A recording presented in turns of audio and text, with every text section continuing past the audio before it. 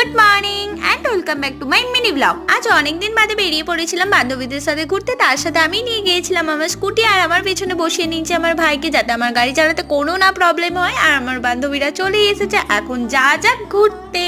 যখন দিয়ে আমরা প্ল্যান করেছিলাম আমরা একদিন গাড়ি নিয়ে যাব বেনাপুরে, তখন দিয়ে তো আমি খুব এক্সাইটেড ছিলাম যে কবে আমরা যাব। আর দেখতে দেখতে সেই দিনটা চলেই এসেছে।